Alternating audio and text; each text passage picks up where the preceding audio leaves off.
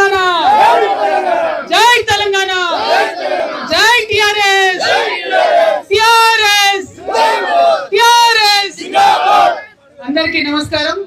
మొయినాబాద్ ప్రజలకు, చేవెళ్ల నియోజకవర్గ ప్రజలకు హృదయపూర్వకంగా వందనాలు.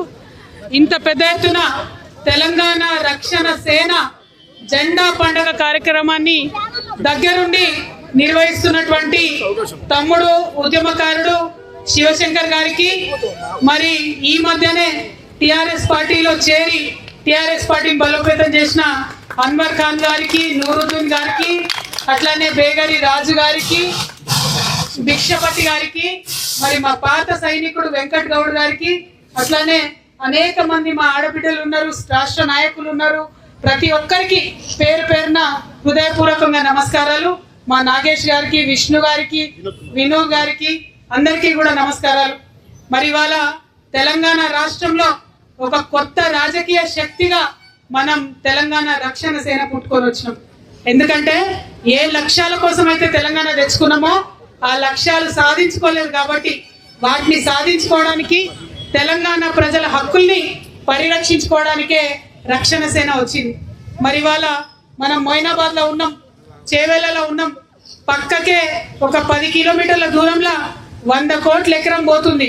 తెలంగాణ వస్తే 111 జీవో ఎత్తేస్తే మాకు కూడా మంచిగా అవుతుంది, లాభం అవుతుంది అనుకుంటే ఇప్పటి వరకు కూడా 2 ప్రభుత్వాలు మారినా అందరూ ఎన్నికల ముందు వచ్చి చెప్పిపోయేటోళ్లే కానీ ఎవరు కూడా 111 జీవో ఎత్తేయలేదు.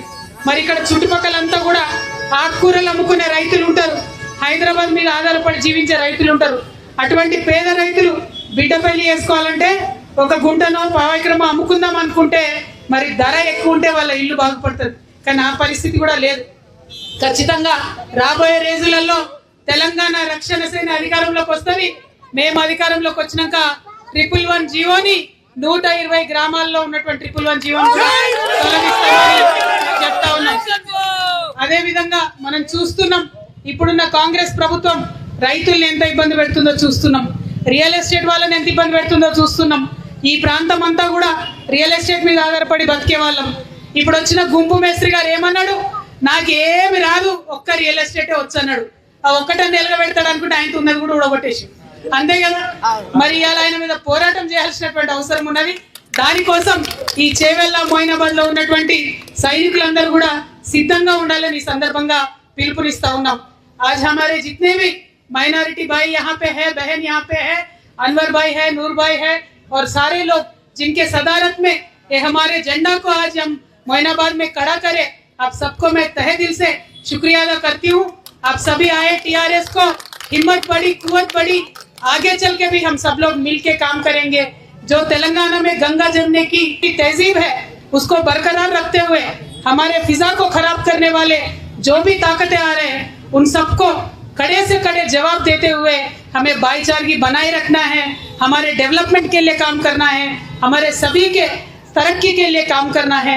अभी अभी ईद गुजरा है और ईद में मुझे लगता है कि आप सबके दुआ भी जरूर कबूल हो गए होंगे. अब सबके जिंदगियों में रोशनी भी आएगा, तेलंगाना रियासत में भी रोशनी आएगा, ऐसा मैं मानती हूँ. मल्ली తెలంగాణ బిడ్డలందరికీ కూడా, మా ఆడబిడ్డలకు ముఖ్యంగా నేను చెప్పేది ఒకటే, అందరూ చెప్పిండ్రు తెలంగాణ వస్తే మన బతుకులు మారుతాయని. కానీ ఆడవాళ్ళ కోసం ప్రత్యేకమైన ఆలోచన ఎవరు కూడా చేయలేదు. నేను మీ చెల్లెగా, మీ అక్కగా, నేను ఆడబిడ్డగా ఒక పార్టీని స్థాపించడం జరిగింది. మీ అందరి ఆశీర్వాదం ఉంటే ఇప్పుడు అందరూ చెప్తున్నట్టు కాకుండా నిజంగానే ఆడబిడ్డల జీవితంలో మార్పు వచ్చేలాగా మీ చెల్లెని కాబట్టి మీ బాధ నాకు అర్థమవుతుంది కాబట్టి మీకోసం తప్పకుండా ప్రయత్నం చేస్తా అని నేను తెలియజేస్తా ఉన్నాను. ఇంత పెద్ద ఎత్తున తెలంగాణ రక్షణ సేన జెండా పండుగ కార్యక్రమాన్ని దగ్గరుండి నిర్వహిస్తున్నటువంటి తమ్ముడు ఉద్యమకారుడు శివశంకర్ గారికి, మరి ఈ మధ్యనే టిఆర్ఎస్ పార్టీలో చేరి టిఆర్ఎస్ పార్టీని బలోపేతం చేసిన అన్వర్ ఖాన్ గారికి, నూరుద్దీన్ గారికి, అట్లానే బేగరి రాజు గారికి, భిక్షపతి గారికి, మరి మా పాత సైనికుడు వెంకట్ గౌడ్ గారికి, అట్లానే అనేక మంది మా ఆడబిడ్డలు ఉన్నారు, రాష్ట్ర నాయకులు ఉన్నారు. ప్రతి ఒక్కరికి పేరు పేరున హృదయపూర్వకంగా నమస్కారాలు. మా నాగేష్ గారికి, విష్ణు గారికి, వినోద్ గారికి అందరికీ కూడా నమస్కారాలు. మరి ఇవాళ తెలంగాణ రాష్ట్రంలో ఒక కొత్త రాజకీయ శక్తిగా మనం తెలంగాణ రక్షణ సేన పుట్టుకొని వచ్చినాం. ఎందుకంటే ఏ లక్ష్యాల కోసం అయితే తెలంగాణ తెచ్చుకున్నామో ఆ లక్ష్యాలు సాధించుకోలేదు కాబట్టి వాటిని సాధించుకోవడానికి తెలంగాణ ప్రజల హక్కుల్ని పరిరక్షించుకోవడానికే రక్షణ సేన వచ్చింది. మరి ఇవాళ మనం మొయినాబాద్ లో ఉన్నాం, చేవెళ్లలో ఉన్నాం, పక్కకే ఒక 10 కిలోమీటర్ల దూరంలో 100 కోట్ల ఎకరం పోతుంది. తెలంగాణ వస్తే 111 జీవో ఎత్తేస్తే మాకు కూడా మంచిగా అవుతుంది, లాభం అవుతుంది అనుకుంటే ఇప్పటి వరకు కూడా 2 ప్రభుత్వాలు మారినా అందరూ ఎన్నికల ముందు వచ్చి చెప్పిపోయేటోళ్లే కానీ ఎవరు కూడా 111 జీవో ఎత్తేయలేదు. మరి ఇక్కడ చుట్టుపక్కలంతా కూడా ఆకుకూరలు అమ్ముకునే రైతులు ఉంటారు, హైదరాబాద్ మీద ఆధారపడి జీవించే రైతులు ఉంటారు. అటువంటి పేద రైతులు బిడ్డ పెళ్లి చేసుకోవాలంటే ఒక గుంటనో పావైక్రమో అమ్ముకుందాం అనుకుంటే మరి ధర ఎక్కువ ఉంటే వాళ్ళ ఇల్లు బాగుపడుతుంది. కానీ ఆ పరిస్థితి కూడా లేదు. ఖచ్చితంగా రాబోయే రోజులలో తెలంగాణ రక్షణ సేన అధికారంలోకి వస్తుంది. మేము అధికారంలోకి వచ్చినాక 111 జీవోని 120 గ్రామాల్లో ఉన్నటువంటి 111 జీవోని చెప్తా ఉన్నాం. అదే విధంగా మనం చూస్తున్నాం, ఇప్పుడున్న కాంగ్రెస్ ప్రభుత్వం రైతుల్ని ఎంత ఇబ్బంది పెడుతుందో చూస్తున్నాం, రియల్ ఎస్టేట్ వాళ్ళని ఎంత ఇబ్బంది పెడుతుందో చూస్తున్నాం. ఈ ప్రాంతం అంతా కూడా రియల్ ఎస్టేట్ మీద ఆధారపడి బతికే వాళ్ళం. ఇప్పుడు వచ్చిన గుంపు మేస్త్రి గారు ఏమన్నాడు, నాకేమి రాదు, ఒక్క రియల్ ఎస్టేటే వచ్చు అన్నాడు. ఆ ఒక్కటని నిలబెడతాడు అనుకుంటే ఆయన ఉన్నది కూడా ఊడగొట్టేసి, అంతే కదా. మరి ఇవాళ ఆయన మీద పోరాటం చేయాల్సినటువంటి అవసరం ఉన్నది. దానికోసం ఈ చేవెళ్ళ మొయినాబాద్ లో ఉన్నటువంటి సైనికులందరూ కూడా సిద్ధంగా ఉండాలని ఈ సందర్భంగా పిలుపునిస్తా ఉన్నాం.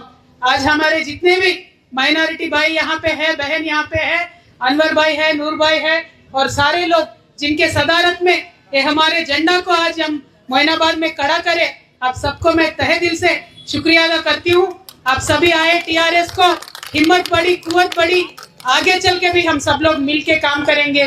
जो तेलंगाना में गंगा जमने की तहजीब है उसको बरकरार रखते हुए हमारे फिजा को खराब करने वाले जो भी ताकतें आ रहे हैं उन सबको कड़े से कड़े जवाब देते हुए हमें भाईचारगी बनाए रखना है, हमारे डेवलपमेंट के लिए काम करना है, हमारे सभी के तरक्की के लिए काम करना है. अभी अभी ईद गुजरा है और ईद में मुझे लगता है कि आप सबके दुआ भी जरूर कबूल हो गए होंगे.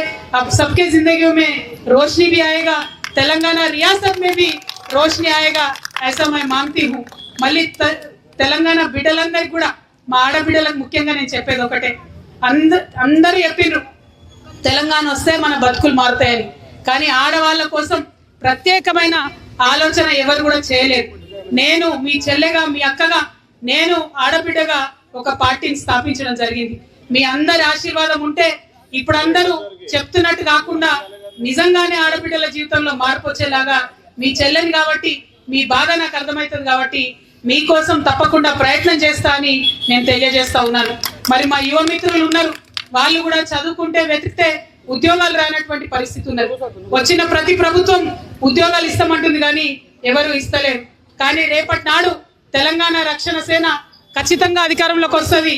వచ్చిన తర్వాత 2 లక్షల నుంచి 20 కోట్ల వరకు కూడా మీరు ఏ వ్యాపారం చేసుకున్నా మీకు బ్యాంకులతో సంబంధం లేకుండా, ఏం గ్యారెంటీలు లేకుండా రుణాలు ఇస్తాం.